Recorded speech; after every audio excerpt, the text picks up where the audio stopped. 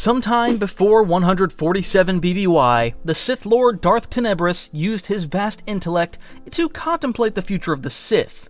He foresaw the emergence of a pivotal figure, Palpatine, who would signal the end of many established orders and govern eternally. However, blinded by his own ambitions, he mistakenly believed this destiny was meant for himself. Chapter 1. Early Life on Naboo. Sheev Palpatine began life on the serene planet of Naboo. The House of Palpatine stood among Naboo's wealthiest and most influential families, deeply connected to the planet's political elite. Born as the eldest of several siblings, Sheev grew up in the huge Palpatine family estate. His father, Kosinga Palpatine, was a domineering and overbearing figure who valued prestige and legacy above all else. Throughout his youth, Sheev attended some of the galaxy's most prestigious academies. Sheev's keen mind grasped complex concepts far beyond his years, particularly Naboo's political system. This understanding led to a deep dissatisfaction with his father. He saw Kosinga as a man of limited vision, who was simply content with a small provincial role rather than striving for true power. This complacency infuriated Sheev, who believed House Palpatine could and should play a far greater role in Naboo's politics and beyond. Palpatine grew up with an overwhelming sense of superiority, believing he could get away with anything, even murder. No matter the trouble he found himself in, his father, Kosinga Palpatine, always used his wealth and influence to bail him out. This constant indulgence fostered a deep belief in his own superiority, even over those closest to him, including his family. Chapter 2. Darth Plagueis the Wise. Hego Damask was the head of the powerful Damask Holdings, one of the galaxy's most powerful and influential financiers and political lobbyists. However, beneath this public persona lay Darth Plagueis, a Sith Lord who sought to reshape the galaxy according to the Sith's ancient vision. The year was 65 BBY. Naboo was holding new monarchical elections. Kosinga Palpatine, a staunch isolationist, supported the conservative royal candidate opposing Bon Topolo, who wanted to open Naboo to galactic trade. Unlike Kosinga, Sheev envisioned Naboo embracing a larger role in galactic affairs, where its resources and influence could secure greater power and influence. This ideological clash deepened his disillusionment with his father, whom he saw as incapable of advancing House Palpatine's position or appreciating Naboo's potential on the galactic stage. Acting on his own ambitions and defying his father, Sheev supported Topolo's campaign by leaking confidential information to them. Sheev's actions did not go unnoticed by Plagueis. Through his corporate empire, he promised to support Topolo's campaign in exchange for exclusive transport rights to the plasma. Plagueis, intrigued by the audacity of Sheev's defiance against his own father, arranged to meet him. Upon their first meeting, unable to sense Palpatine in the Force, Plagueis was intrigued by the mystery surrounding him. Henceforth, the relationship between the two deepened as Plagueis positioned himself as a mentor, exploiting Palpatine's hatred for his domineering father. He framed himself as a kindred spirit, someone who understood the boy's struggles and offered liberation from them. The rift between father and son widened when Kosinga discovered Sheev's close friendship with Damask, as he was well aware that Damask was a big supporter of Topolo.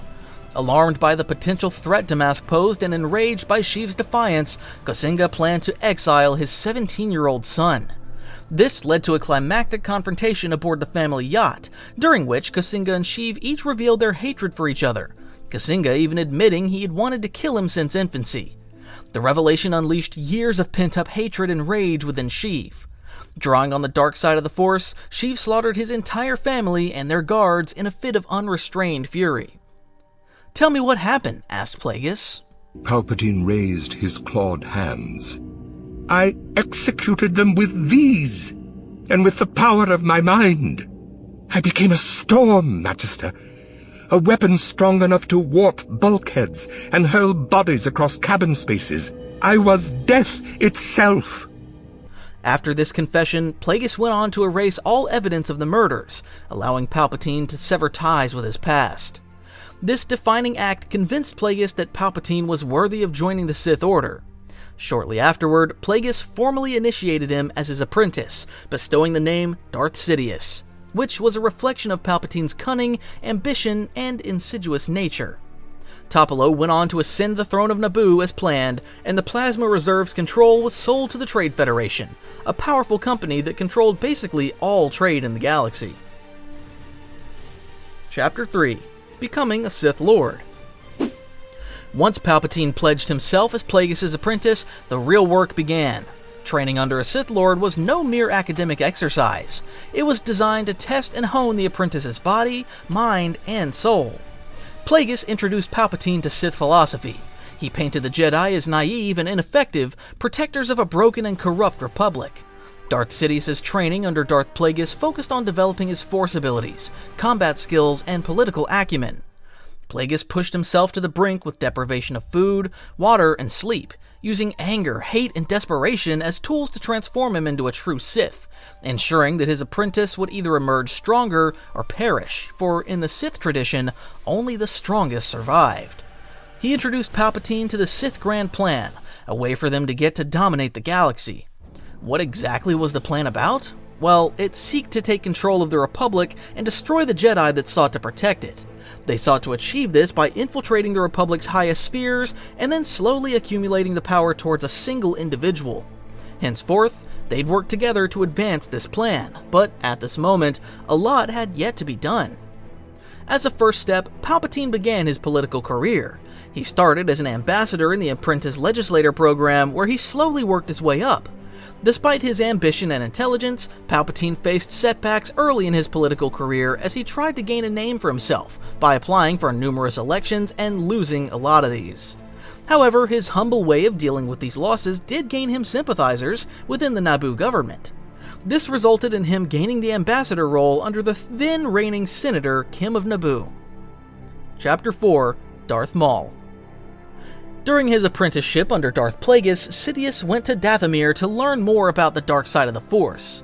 There, he was entrusted with an infant Zabrak, gifted to him by the child's Night Sister mother. The child would come to be known as Darth Maul.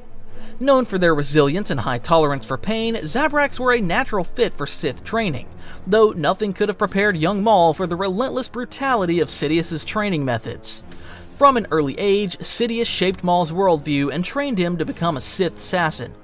After conducting a final test with Maul where he had to survive in a desolate jungle with his bare hands, Sidious pronounced him ready. At that moment, Maul was no longer a mere apprentice. He had earned the title of Sith Lord and was henceforth known as Darth Maul. The nomination of Maul to Sith Lord was kept from Plagueis as it would have made his master suspicious. All Plagueis knew Maul for was a tool for the Sith, an assassin that blindly would follow through on their bidding whenever needed. Chapter 5: Palpatine, Senator of Naboo. Around 52 BBY, Palpatine capitalized on the growing dissatisfaction in Naboo over King Topolo's trade deals with the Trade Federation, which benefited the Federation at the expense of the people.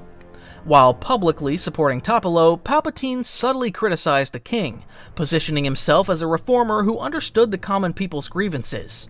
With his popularity rising, Palpatine, under the guidance of his master Plagueis, orchestrated the assassination of Naboo's senator, Vidar Kim, to further destabilize the political landscape.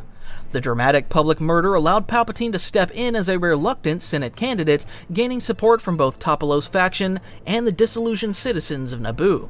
Their plan worked. Palpatine won the senator race with ease and was now in a more powerful position, which allowed him to gain access to the Senate in Coruscant. In the Senate on Coruscant, he portrayed himself as a senator from the small provincial world he came from. His modest demeanor disarmed potential rivals, and he avoided the ambitious committees and advisory boards that could have made him a target of scrutiny, maintaining a good image among all senators. During his free time, he focused on writing and delivering thoughtful speeches and essays. These writings became popular among students of political and military science, earning him a reputation as a principled thinker.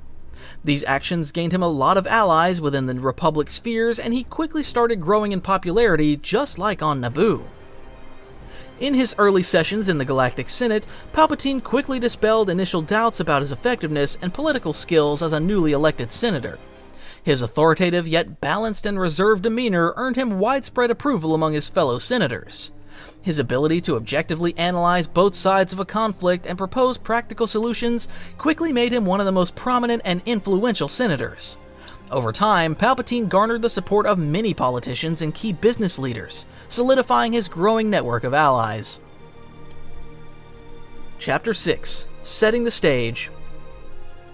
The Sith's plan was working. Palpatine was becoming an influential figure on Coruscant. Plagueis, as Higo Damask, was his supporter with the financial backing behind it. However, Palpatine's growing popularity did call political rivals into action, as some didn't approve of Higo Damask's influence on the Senate through Palpatine. Damask, due to this, got targeted for assassination, and they didn't like his influence on Palpatine. The assassination attempt failed, but left Plagueis severely scarred, requiring him to use a breathing device henceforth. The failed assassination led Plagueis to give the reins of advancing the Sith Grand Plan entirely to Palpatine in order to focus more on his experimentations with the midichlorians. He started living extremely secluded, rarely ever appearing publicly, being more obsessed than ever to achieve immortality. Meanwhile, Palpatine's influence in the Republic was growing as he gained more and more high-profile allies within the Republic. One such ally would be none other than Senator Finis Valorum, who became a close friend of his during their time on Coruscant. When Valorum later went on to become the Supreme Chancellor, Palpatine was a trusted ally and advisor of Valorum. This position was perfect for Palpatine as he had direct access to the strongest figure in the galaxy and could now lay the foundations to further destabilize the Republic structure. One major suggestion he was able to get Valorum to pass was a bill for the taxation of the free trade routes, knowing fully well that the Trade Federation would oppose it fully. Seeing the tension raised by the proposed bill, a meeting on Iriadu was held to hear out the opposing voices of the Trade Federation. During the summit, security droids, secretly arranged by Sidious, killed 6 of the 7 Trade Federation Directorate members, leaving the Trade Federation's leadership completely desolated. The Senate proceeded to pass the taxation laws. Killing the Trade Federation leaders had 2 reasons. Firstly was for the Senate to pass the taxation laws, but more importantly, he was able to place Newt Gunray as the leader of the Trade Federation. Gunray's rise within the Federation had been carefully engineered by Sidious himself. By following Sidious's every command, Gunray eventually was able to secure this extremely powerful position. His ascension to the role of Viceroy was entirely due to Sidious's influence and would have been impossible without it. Thus, he was in Sidious's debt and was easily manipulated henceforth. Next order of things, Palpatine arranged for several billion credits to be funneled through the extremely shady Bank of Argao into the accounts of House Valorum. The scandal critically undermined Valorum's already fragile grip on power further, leaving him with very few friends left in the Republic's government. Palpatine's and Plagueis' plan for him to become the highest leader of the Republic was all but set. The Trade Federation had Gunray in place at the Trade Federation that followed their every command. Palpatine was extremely popular in Coruscant, and Chancellor Valorum's power was slipping. One final puzzle piece was left to be solved. Palpatine and Plagueis needed more influence on Naboo's throne, as the current king started opposing them. Plagueis took it upon himself to ensure the king's death. This series of events ultimately led to the coronation of a very young Padme Naberrie, later known as Queen Amidala as the monarch of Naboo. A child on the throne, what an easy pawn to be manipulated into the bidding of the Sith. With everything in place now, Sidious went on to convince Gunray to blockade Naboo. The reasoning given to Gunray, to show you how manipulative Palpatine truly was that it was the home planet of Senator Palpatine, who was the main culprit behind getting these trade route taxations. The blockade should be a demonstration of power for the Trade Federation. Gunray did as asked, and the events to follow should be quite familiar to all the viewers. Chapter 7. The Rise of Chancellor Palpatine. The Trade Federation swiftly fortified its presence in the Naboo system, amassing a fleet of battleships to enforce a strict blockade. They sealed off the planet, choking its once thriving trade. Incoming ships were informed that the blockade was in response to the Republic's illegal trade taxes. The Sith's plan for the Naboo blockade was to increase Palpatine's chances at the Chancellorship by undermining Valorum even more, showing how he couldn't take decisive action and wasn't fit as a leader. These should accumulate in the Senate to take the Chancellorship away from Valorum and vote him down. For the next month, the Senate engaged in fierce debate, but failed to take decisive action. The Senate's inaction made Valorum seem weak, a perception Palpatine encouraged by advising Queen Amidala to stay patient and let the Senate come to a conclusion before taking any action of her own. However, Amidala proved less compliant than Palpatine anticipated. Frustrated by the Senate's inaction, she contacted Valorum directly. Valorum resolved to call a special session of the Senate to address the blockade. To strengthen his position, he decided to send Jedi ambassadors Qui-Gon Jinn and Obi-Wan Kenobi to Naboo, hoping their presence would intimidate the Trade Federation and demonstrate his resolve.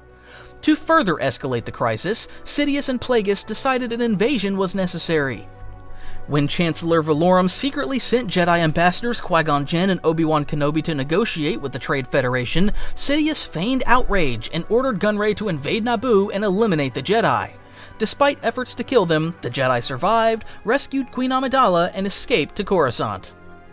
After escaping Naboo, Amidala's damaged ship landed on Tatooine for repairs. Sidious dispatched Darth Maul to capture Amidala and eliminate the Jedi in order to force her to sign the treaty, to make the invasion of Naboo legal. By making the invasion legal, it would have shown just how powerless the Republic Senate and their Chancellor Valorum really was. Although Maul tracked them down, he failed to accomplish his mission. Palpatine, initially planning to use Naboo's occupation to gradually remove Chancellor Valorum, saw an opportunity when Amidala unexpectedly arrived on Coruscant. Recognizing her urgency, Palpatine manipulated her into calling for a vote of no confidence in Valorum, bypassing a slower legal process. Amidala, frustrated with Valorum's ineffectiveness and the Trade Federation stalling, trusted Palpatine's advice and prioritized Naboo's situation. The vote swiftly gained support, leading to Valorum's downfall and the collapse of his government. As Chancellor Valorum's fall became imminent, the Senate divided between three candidates for his replacement. Palpatine, having built alliances through months of lobbying and with the help of his mentor Plagueis, who manipulated the process by assassinating key senators, emerged as a compromise candidate. In the election, Palpatine's rivals failed to secure enough votes as recent killings of opposing senators also tilted the balance in his favor. The Senate, eager to avoid deadlock, rallied behind Palpatine. With overwhelming support, he was elected Chancellor, vowing to restore the Republic's former glory and unite its fractured people, a promise that obviously masked his true ambitions. Chapter 8: The Death of Dark Plagueis. Before his election as Chancellor, Palpatine met Jedi Master Dooku, a Jedi he was introduced to by Plagueis. As they shared a lot of common viewpoints, a friendship had formed between the two over the years. Dooku revealed that Qui-Gon Jinn had brought a boy named Anakin Skywalker to the Jedi Council, believed to be the Chosen One.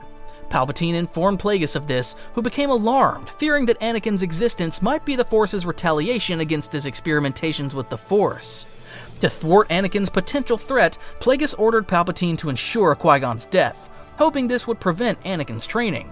Palpatine did as asked and sent Darth Maul to confront Qui-Gon on Naboo. At this point, the outcome of the battle on Naboo was irrelevant to him, though. He had set it with the target to undermine Valorum to achieve Chancellorship.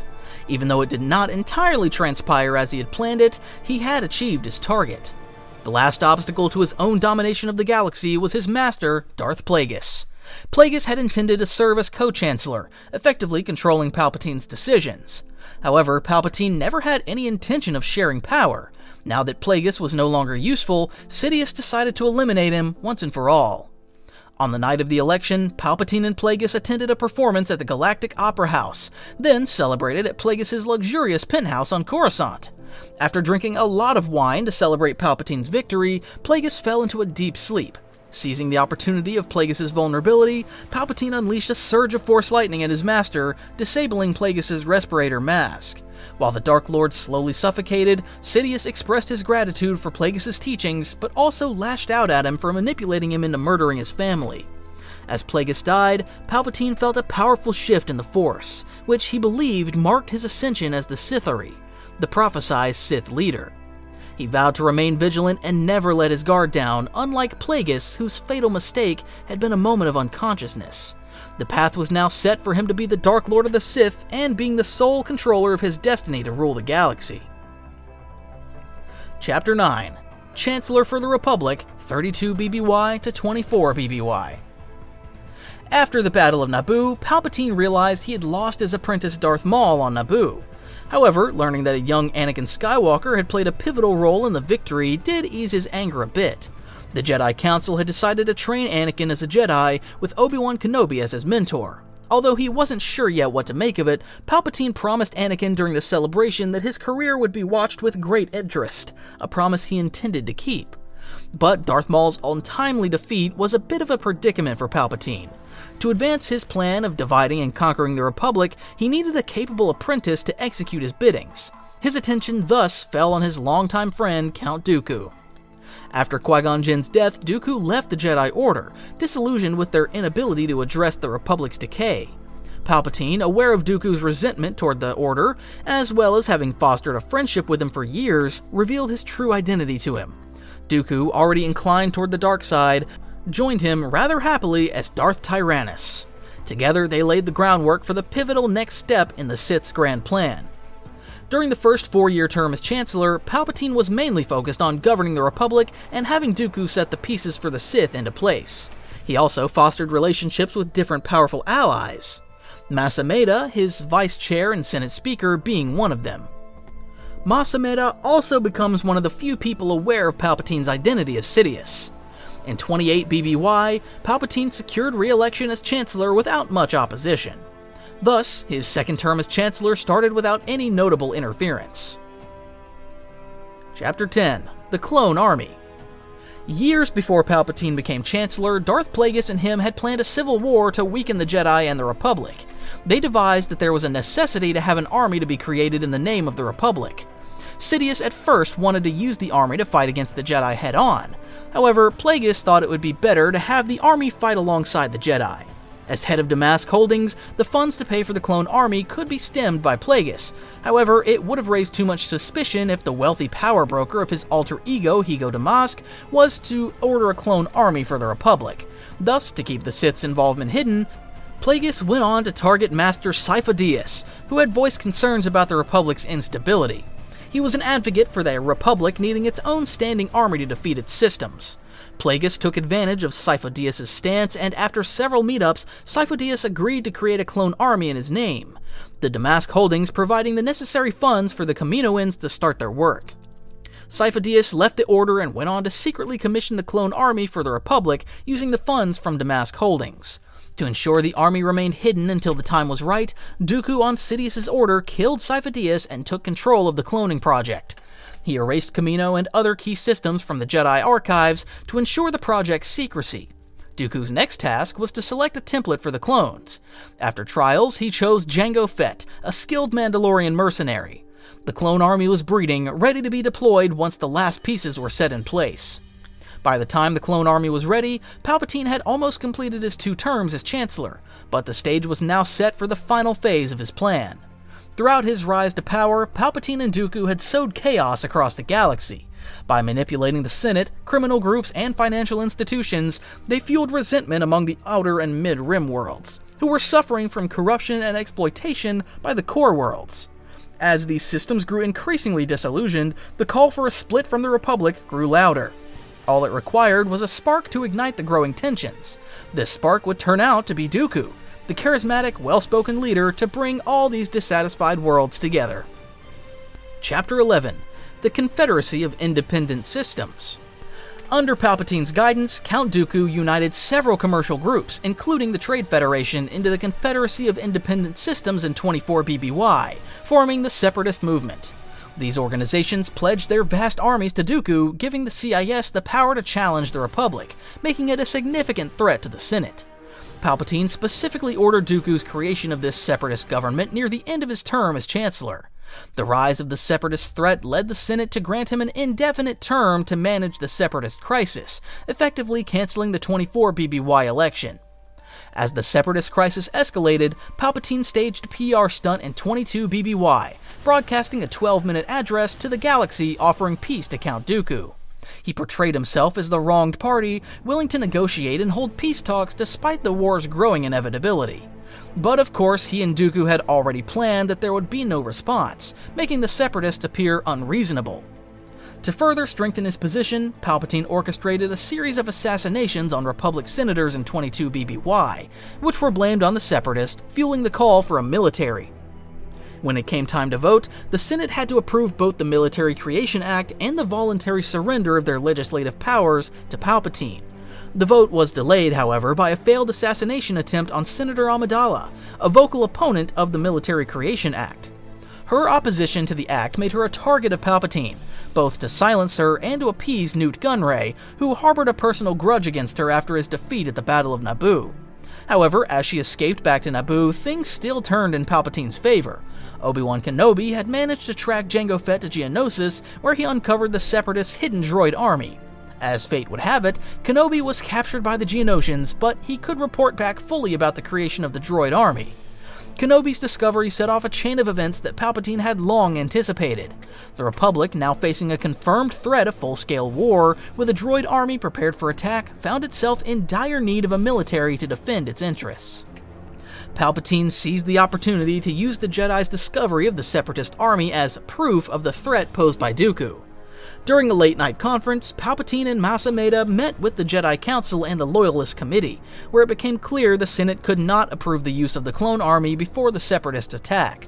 Amedda, likely acting on Palpatine's suggestion, proposed that Palpatine be granted emergency war powers, enabling him to use the army immediately. Jar Jar Binks, representing Amidala during her absence, agreed to propose it in front of the Senate. During the hearing, he unexpectedly proposed the motion for emergency powers, astonishing the Senate. His proposal, seen as Amidala's position, gained widespread support, leading to Palpatine's victory. The Senate, believing Binks was acting in line with Amidala's wishes, approved the motion, allowing Palpatine to declare war. Palpatine's speech reassured the Senate that he'd lay down the power granted after the war and go on to live out his life on Naboo afterwards. However, as we all know, his promise of peace was a lie. He quickly solidified the clone army as the Republic's military, and the troops alongside the Jedi landed on Geonosis, thus starting the Clone Wars against the Separatist droid army. Chapter 12: The Clone Wars. After the Republic's victory at Geonosis, Darth Tyrannus returned to Coruscant and reported to his master, Darth Sidious, that their plot was now in motion, with the start of the Clone Wars. Sidious expressed satisfaction. The war, while presented as a Republic effort to suppress the Separatists, was in reality a war waged by Sidious against the Republic itself. As the war escalated, Palpatine's popularity soared, with citizens rallying around him as the protector of the Republic. Palpatine also learned of Anakin Skywalker and Padme Amidala's secret marriage, using this knowledge to manipulate Anakin toward the dark side in the future. Meanwhile, Palpatine continued consolidating power, passing laws that further eroded the Senate's authority, and secretly controlled both sides of the war, manipulating different events to ensure the conflict would continue for years. Throughout the Clone Wars, several unforeseen challenges surfaced that Palpatine had to deal with subsequently. This all while also keeping his greater goal in mind to push the young Anakin Skywalker closer to the dark side of the Force. In one incident, Dooku, while loyal to Palpatine, did train a very powerful Sith assassin in the figure of Asajj Ventress, which at some point could have been threatening to him. So he chose to test Dooku by having him kill her. Although Dooku failed to kill her, he guaranteed Dooku's loyalty through it as Dooku cut any ties with her. A completely unforeseen precedent was the re-emergence of Darth Maul, his former apprentice. Although thought to have died on Naboo years ago, he re-emerged and started building a criminal empire alongside his brother, Savage Opress. While at first just a nuisance, Maul's action eventually led him to become the ruler of Mandalore. Sidious saw that it had gone too far and decided to interfere himself to take Maul out of the equation. He had Mas Amedda prepare his personal shuttle to Mandalore, and in a quick duel with the brothers, killed Savage and took Maul prisoner. The reason for not killing Maul was in order to pull the far more powerful Night Sister Mother Talzin out of hiding, the only being powerful enough to potentially challenge his power. The plan worked. Maul escaped and went on to call for Mother Talzin's help. In a final confrontation, Sidious, Dooku, and Grievous engaged Maul and Mother Talzin, ultimately killing Talzin. Maul escaped once again to Mandalore and had little left and was no longer of any concern to Sidious now. The dark side was stronger than ever, and Sidious's ultimate victory was right upon them. Another event that almost exposed the grand plan was the malfunctioning of one of the clones to execute the Clone Order 66 prematurely.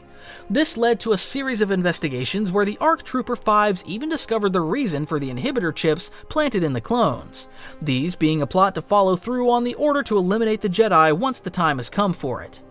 Fives was ultimately killed though and framed as a lunatic by Palpatine and the Kaminoans, thus the true nature of the inhibitor chips remained a mystery to the Jedi. 3 years of brutality and battle all culminated in the following outset. The Jedi Order was in disarray, with a lot of members questioning their role as generals in the battles. The life toll of the war was countless, and Anakin Skywalker, the prophesied chosen one that Plagueis had feared, had become a war hero.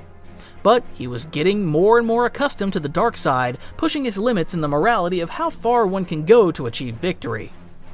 Palpatine sensed the end of the war was drawing near. The things the war was set to achieve were set. Under the guise of Sidious, he ordered General Grievous to navigate a hidden hyperlane through the treacherous deep core, and launch a direct assault on Coruscant itself. Now, all that's left of this meticulously crafted plan was its grand finale. Chapter 13. Revenge of the Sith. As the end of the Clone Wars approached, Palpatine orchestrated his own kidnapping at the hands of General Grievous. Obi-Wan Kenobi and Anakin Skywalker, having been ordered to rescue him, found Palpatine imprisoned on Grievous's flagship, the Invisible Hand. A duel ensued with Count Dooku, which was orchestrated by Sidious to test Anakin's susceptibility to the dark side. Dooku engaged Anakin and Obi-Wan, believing he would join Sidious in converting Anakin to the dark side, and rule as the Sith Master alongside Sidious. But it was only seconds before his death that Dooku figured he was ultimately betrayed by Sidious. Following Dooku's death, Sidious contacted Grievous, instructing him to relocate the Separatist Council to Mustafar and hinting at a more powerful apprentice to come. The next day, Palpatine passed a new security act through the Senate. The amendment officially transferred control of the Jedi High Council from the Senate to the Chancellor, granting him the constitutional authority to disband the Jedi Order. It also stripped the Jedi and the Senate of any oversight over the Republic's military, placing the Chancellor in direct command and declaring him Supreme Commander of the Republic military. The Jedi became increasingly wary of Palpatine, concerned about the implications of his near-absolute control over the Republic. The fact that Palpatine was willing to accept powers granting him ultimate authority over the Jedi was deeply troubling to the Order. This didn't unsettle Palpatine, though, as he sought to further strengthen his bond with Anakin by appointing him as his personal representative on the Jedi High Council, further unsettling the Jedi, who saw it as an overreach of his power. Although Anakin gained a seat on the Council due to this, he was denied the rank of Jedi Master. You are on this council, but we do not grant you the rank of Master. What? The war, along with a Jedi's involvement in it, had already sown seeds of distrust in Anakin's mind, especially after witnessing several Jedi, including his own Padawan Ahsoka, leave the Order out of disillusionment. This distrust was further compounded when Obi-Wan revealed that the Council had approved Anakin's appointment to the Council primarily to spy on Palpatine, a task Anakin saw as treasonous but reluctantly accepted. Palpatine, with direct access to Anakin now, continued to manipulate him. He convinced Anakin that the Jedi were holding him back because of his power. When Anakin shared his fears about Padme dying in childbirth, Palpatine, claiming to have knowledge that could save Padme, persuaded Anakin to consider the Sith's teachings on life preservation. In a critical moment, Anakin realized that Palpatine was Darth Sidious, the Sith Lord they had been searching for. Palpatine confirmed this and tempted Anakin to join the Sith.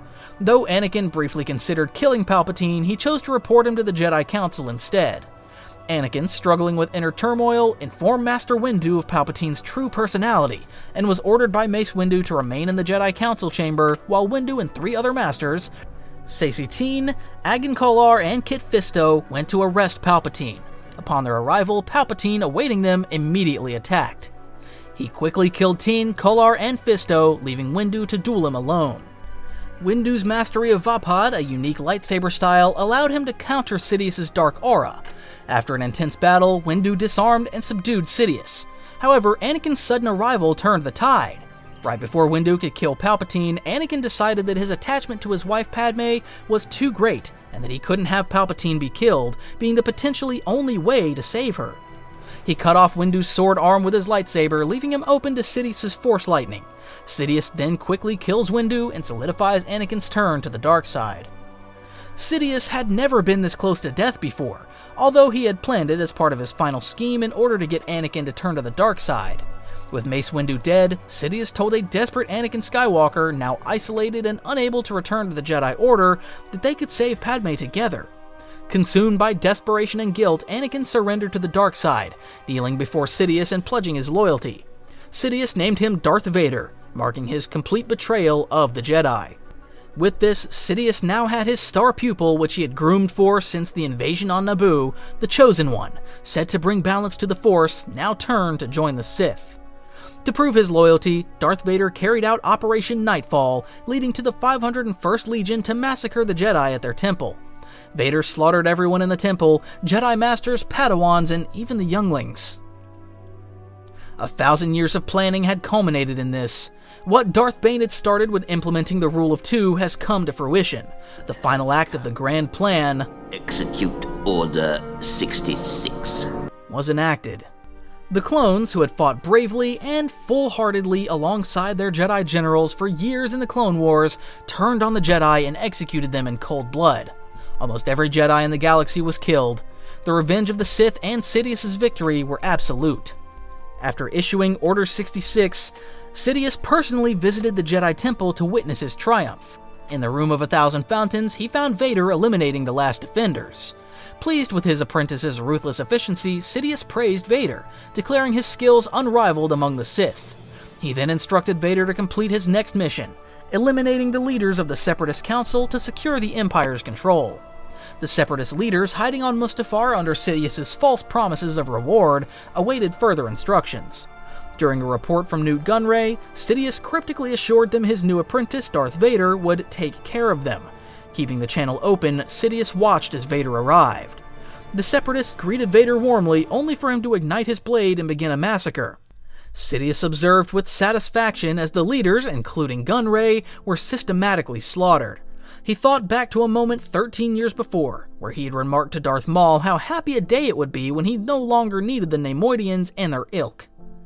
Finally, Vader carried out Sidious's last order, deactivating the droid armies. A signal broadcast across the galaxy shut down the Separatist forces, officially ending the Clone Wars. The manufactured conflict had served its purpose. The CIS was no longer necessary. Chapter 14: The Birth of the Galactic Empire. The deed had been done. The Jedi were no longer a threat. Palpatine called a special Senate session to announce the Jedi Rebellion, presenting his disfigured face as a symbol of sacrifice for the Republic. Palpatine informed the Senate of the Jedi's alleged plan not only to assassinate him, but also to overthrow the Senate. He accused the Jedi of using puppet senators, which were conveniently those in opposition to him, to foster the government's corruption. He claimed they had orchestrated the Separatist movement through Count Dooku and commissioned the clone army through Sifo-Dyas, all to stage a sham war designed to weaken the Republic. According to Palpatine, this grand conspiracy aimed to position the Jedi Council to seize more power openly, solidifying their treachery in the Senate's eyes. When Palpatine revealed his plan to maintain emergency powers and reorganize the Republic, the Senate, cowed by fear and seduced by promises of peace, voted unanimously to support him. Armed guards and political pressure silenced dissent, forcing Bail Organa and Mon Mothma to pretend support to stay safe, deeming they could do more good by living to see another day than being dead. The Empire was born, and nothing was going to stop it at this point. Chapter 15: The Last Stand of the Jedi Order. Obi-Wan and Yoda discovered Anakin's betrayal, learning he and his troops had massacred everyone in the Jedi Temple. Despite his reluctance, Obi-Wan was sent to confront Anakin on Mustafar, while Yoda challenged Emperor Palpatine in the Senate building. The duel between Yoda and Sidious showcased both their extraordinary mastery of the Force and lightsaber combat.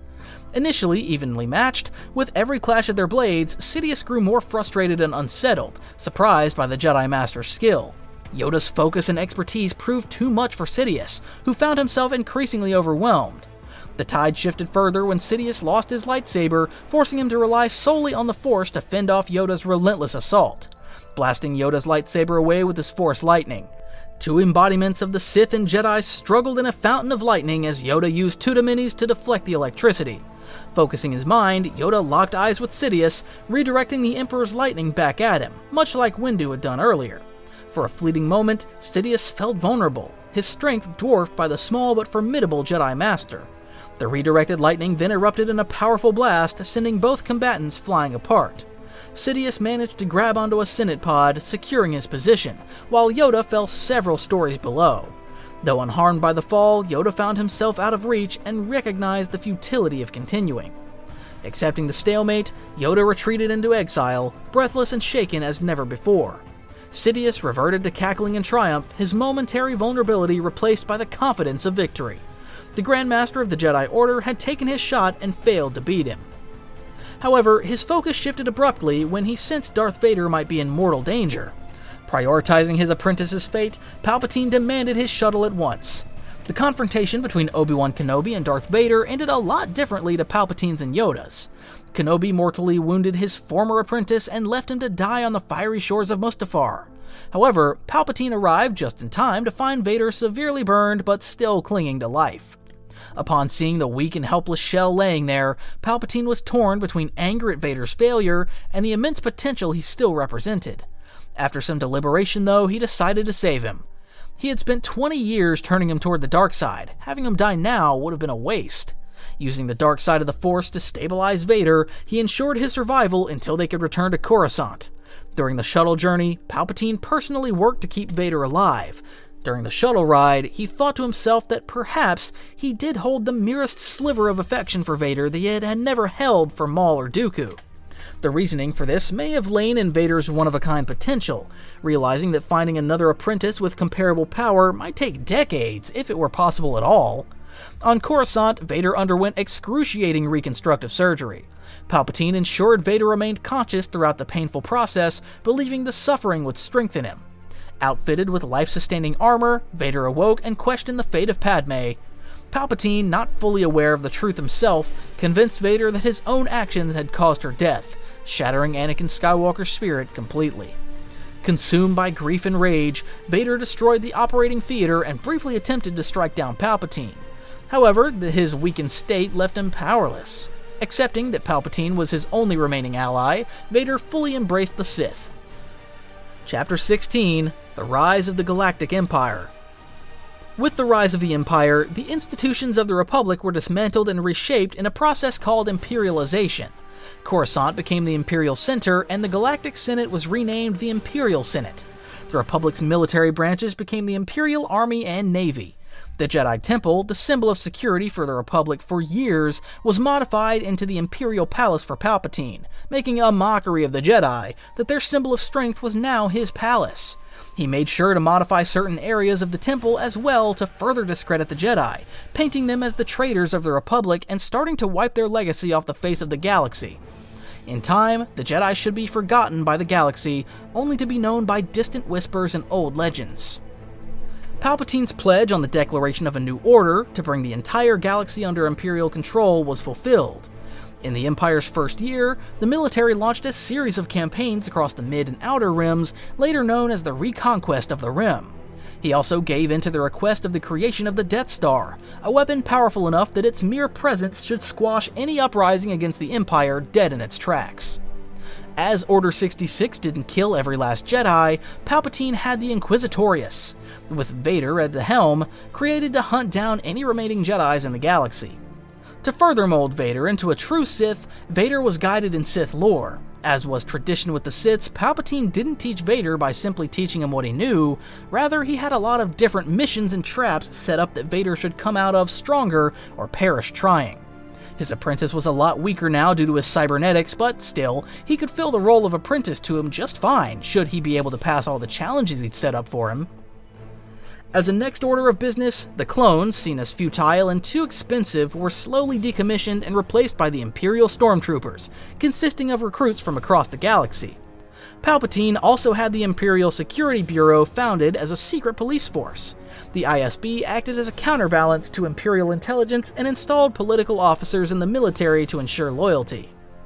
The Empire's rule was defined by suppression and fear, consolidating power under Emperor Palpatine's authoritarian regime. Civil liberties were cut, dissent was ruthlessly silenced, and a culture of surveillance kept the populace in line. Through organizations like the Imperial Security Bureau and the Coalition for Progress, the Empire monitored and controlled nearly every aspect of daily life, ensuring loyalty and obedience from its citizens, while in turn providing protection and control. Non-human species faced systemic exclusion from power and privilege, reflecting the Empire's human-centric policies.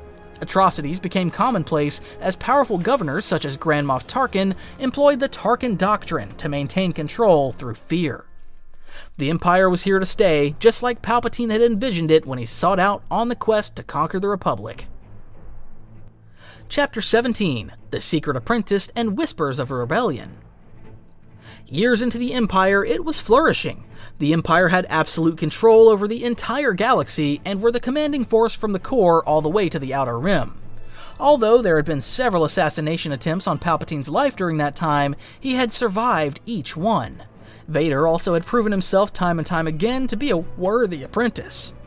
His goal now was to make sure that he could have his empire go on forever. Thus, Plagueis' goal of immortality also started to be of even greater interest to Palpatine. However, there were also other issues at hand. The Imperial Senate had traitors among them, some of whom were rumored to be taking part in organizing a rebellion against the Empire as they disapproved of their methods.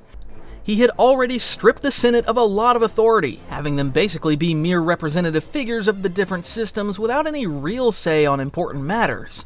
He also rarely attended Senate sessions, only attending those that absolutely called for his presence to spin the narrative in his favor. Thus, hearing that there were traitors among them was plausible. During the same time, he was informed by his agents that Vader had a secret apprentice called Galen Marek. As was the tradition for Siths, Vader seemed to have started plotting against him, growing tired of Palpatine's constant games with him.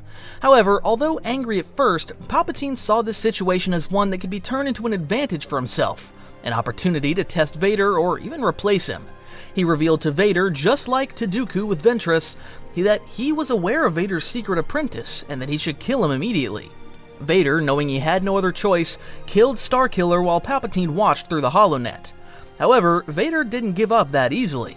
Although he mortally wounded Marek, he made sure he survived and nursed him back to health. Palpatine, though, once again one step ahead, was aware of Vader's action. But this time, he saw yet a bigger opportunity with Galen Marek rather than just testing Vader. He had Vader lead Marek to believe that he should gather the enemies of the Emperor to form an alliance against the Empire. Then, together, they could overthrow and topple Palpatine. Galen Marek did as asked, but after gathering the senators and other high-ranking officials that were planning to form the alliance, he was betrayed by Vader. Being revealed that it was merely a ploy to capture all of Sidious's enemies in one place and arrest them. Mon Mothma, Bail Organa, and several others were then arrested, and Starkiller was left for dead after a duel with Vader. The Emperor's most formidable political rivals, Senators Bail Organa, Mon Mothma, and Garm Bel Iblis, were captured and brought aboard the incomplete Death Star. Palpatine reveled in the thought of how they would be ruthlessly interrogated, tortured, and executed as traitors to the Empire. However, just as he prepared to enact his grim plan, Marek suddenly showed up on the Death Star. Marek had infiltrated the battle station with the goal of rescuing the rebel leaders. Reclaiming his true identity and recalling fragments of his past, Galen Marek cast aside his Sith name and embraced his legacy as a Jedi, now fully committed to the rebellion's cause. Marek confronted Vader and defeated him, only to be tempted by Palpatine to kill his former master and take his place. Resisting the dark side, Marek chose to protect his allies instead. When Palpatine unleashed Force Lightning on the Senators, Marek sacrificed himself, using his body to shield his comrades from the Emperor's Force Lightning. In his final act, Marek unleashed a powerful Force explosion, destroying much of the throne room and enabling the rebel leaders to escape. Marek's death left Palpatine enraged and disappointed, as he had hoped to replace Vader with Marek as his apprentice, seeing Vader being beaten by Marek. Instead, Marek's martyrdom inspired the fledgling Rebel Alliance, solidifying its resolve against the Empire. The Rebel Alliance was born on that day, and Sidious couldn't stop it. Chapter 18: The Rebel Alliance. The Rebel Alliance, although fully active and formed at this point, Palpatine saw as more of a nuisance at this moment. The Imperial military stretched to the furthest points of the galaxy, and these insurgencies could be easily dealt with in his mind. There were more pressing matters at hand. From the start, Palpatine sought to eliminate the Senate, the last standing symbol of the Republic. Over time, Palpatine carefully stripped away the Senate's power, waiting for the perfect moment. By 0 BBY, with his political system fully in place, military loyalty secured, and the Death Star operational, he was ready to act. Warrants were issued for the arrest of all suspected rebels among the senators, and stormtroopers stormed the Senate, detaining hundreds. Those with confirmed rebel ties disappeared without a trace. Palpatine had effectively destroyed the Constitution, establishing a new power structure with himself at the top, followed by the Grand Moffs, and Governors, with each owing their positions and allegiance to the Emperor. The Death Star became the ultimate symbol of the New Order, surpassing even Palpatine himself. After years of research and development, it was ready to demonstrate its power, but Palpatine didn't anticipate how its discovery would embolden the rebellion. At Scarif, his forces suffered a catastrophic defeat, as the Death Star plans were stolen by the Rebel Alliance in one of the biggest displays of power from their side. The destruction of Alderaan, ordered by Tarkin and approved by Palpatine, was a pivotal moment. Though Palpatine publicly expressed sorrow for the loss of the planet, he used the event to justify further persecution of the rebellion, claiming Alderaan was secretly developing bioweapons. All this couldn't stop the Rebel Alliance, though. Rather, it made them more determined than ever. Chapter 19: Galactic Civil War. The destruction of the Death Star at the Battle of Yavin was a significant blow to the Empire. Palpatine was outraged that his symbol of strength had evaporated into space dust, and several of his high-ranking officials perished on the station. Palpatine responded by punishing those responsible for the failure, including demoting Vader and ordering harsh reprisals against several officers. During this time, he had Vader tested repeatedly again, this time by having several enhanced cyborgs created with the sole task of killing Vader to become his new apprentice. Vader, though, succeeded in defeating these cyborgs, passing his test once again. During a meeting on the newly constructed Super Star Destroyer Executor, Palpatine revealed to Vader that he had always planned for him to be his ultimate apprentice, that all the apprentices before him had only served the purpose to set the way for him, complimenting Vader on his resolve to stay by his side. Moments later, he also discovered that Vader had an intensified interest in finding the Force-sensitive pilot who destroyed the Death Star, which was revealed to be his son, Luke Skywalker. Palpatine sensed that Vader's interest could be to try and overthrow him alongside his son, but was rather amused at the thought of it, confident that no one could really come close to his power. In the grand scheme of things, Palpatine, despite his role in unintentionally creating the rebellion, remained largely unconcerned about its threat. Although they had destroyed the Death Star, he saw them as a useful tool to further instill martial law across the galaxy. After all, the rebels couldn't truly harm him without the Force. With these thoughts, he gave in to order the construction of the second Death Star. Meanwhile, the Galactic Civil War raged on. The rebellion had boldly attacked several Imperial systems and weapons factories and were being hunted down by the Imperial Navy throughout several star systems. After the Empire's victory at Hoth, Palpatine revealed to Vader that he knew about Luke Skywalker being Anakin's son, and that he was becoming a serious threat due to his growing power in the Force. Palpatine intended to either convert Luke to the dark side or eliminate him if necessary. Vader, during his first meeting with Luke, though, failed to convert Luke. Palpatine expressed his disappointment, but allowed Vader to claim some success in influencing Luke's ambition. But the emergence of a powerful Force-sensitive person was a slightly worrisome factor. Chapter 20: Empire's End. To bring the Galactic Civil War to an end and cement his control back, Palpatine devised a cunning strategy to lure the entire Rebel Alliance into a deadly trap. Central to his plan was the construction of the second Death Star, stationed above the forest moon of Endor and shielded by a generator on the moon's surface. During this period, Palpatine engineered several Rebel victories, such as the destruction of a cloaked prototype Super Star Destroyer during an assault on the Fondor shipyards, to bolster the Rebels' confidence and lead them to unwittingly fall into his carefully laid snare at the right moment. Palpatine allowed Rebel spies to discover the Death Star's location while spreading false information that the superweapon was incomplete. In truth, the station's primary weapon was fully operational, and a massive Imperial Navy fleet was stationed to defend it. Both Darth Vader and Palpatine boarded the Death Star, confident that the rebels, believing they could destroy the superweapon and kill the Emperor, would seize the opportunity to launch a full-scale assault. Thus, they could crush the rebellion once and for all in a single battle. Confident in the Empire's superiority, Palpatine dismissed reports of the rebel fleet gathering near Sullust when questioned by Vader, deeming them insignificant. He also predicted that the rebels might send a strike team to disable the Death Star's shield generator on Endor, so he ensured both the main entrance and the backdoor bunker were heavily fortified. Furthermore, the generator itself was guarded by an elite legion drawn from the Empire's top military branches, guaranteeing that any strike team would fail to disable the shield before the rebel fleet's arrival. Despite his meticulous planning, Palpatine failed to sense Luke Skywalker's presence aboard the shuttle Tydirium. When Darth Vader informed him of Luke's presence, Palpatine was genuinely surprised that Vader could sense what he had not. Nevertheless, after ensuring Vader's focus, he tasked him with capturing Luke, confident the young Jedi would willingly confront them. True to Palpatine's foresight, Luke, believing his father could be redeemed, surrendered and was brought to the Death Star. During their encounter, Palpatine learned of Yoda's death through probing Luke's mind and mocked the fallen Jedi Master. To flaunt his power, he freed Luke from his binders with a flick of his finger and dismissed his royal guards, declaring his intent to make Luke his Sith apprentice. When Luke hinted at the Death Star's imminent destruction, Palpatine smugly revealed his foreknowledge of the rebel plans and how he manipulated them into a trap. As the Alliance arrived, Palpatine unveiled his trump card. The Death Star's super laser was fully operational, much to Luke's shock. As the rebel fleet suffered devastating losses and Luke's frustration mounted, Palpatine goaded him into a duel with Vader. Luke initially restrained his anger until Vader, probing his thoughts, discovered the existence of his sister Leia. Vader's suggestion of corrupting her enraged Luke, driving him into a frenzy. In the ensuing duel, Luke nearly killed Vader, severing his mechanical hand, but ultimately resisted his anger, throwing aside his lightsaber. Palpatine then realized as the situation was unraveling.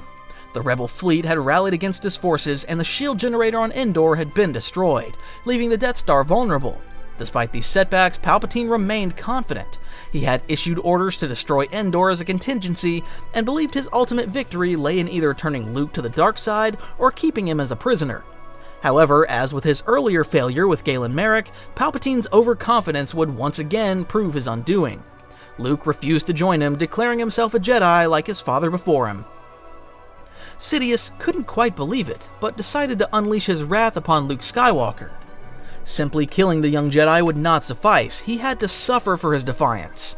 Raising his arms, the Emperor unleashed a relentless barrage of Force lightning that brought Luke to his knees. Untrained in countering such an attack, Luke struggled to defend himself. Sidious mocked him mercilessly, calling him weak and foolish, as he gradually increased the power of the assault, prolonging Luke's agony. The Emperor also intended for Vader to pay for his perceived betrayal. He envisioned forcing his apprentice to carry his son's lifeless body to the core shaft and cast it into the abyss. When Vader staggered to his feet and returned to Sidious's side, the Emperor saw it as proof of his continued loyalty. Yet, Sidious had forgotten what had initially drawn Anakin Skywalker to the dark side, the desperate need to save those he loved. He never anticipated that Vader would defy him to protect his son. Without warning, Vader grabbed the Emperor from behind, pinning his arms and lifting him off the ground. Palpatine writhed in shock and pain, unleashing wild bursts of Force lightning that scorched the throne room, damaged Vader's life support systems, and seared his own body. The Emperor screamed both from the agony of his own bolts and the crushing grip of Vader's cybernetic limbs. In a final, defiant act, Vader hoisted Sidious high above his head and hurled him into the reactor shaft. Palpatine plummeted into the abyss, discharging lightning even as he fell. Upon striking the reactor, his body erupted in a massive surge of dark side energy that engulfed the throne room before dissipating down the chasm. Emperor Palpatine, Darth Sidious, the Sith that fulfilled the grand plan, who wiped out almost every Jedi and conquered the Republic, was dead. Moments later, Anakin Skywalker, grievously wounded by the ordeal, succumbed to his injuries. With their deaths, the unbroken lineage of the Sith Lords that had persisted since Darth Bane was finally ended, fulfilling the prophecy and restoring balance to the Force.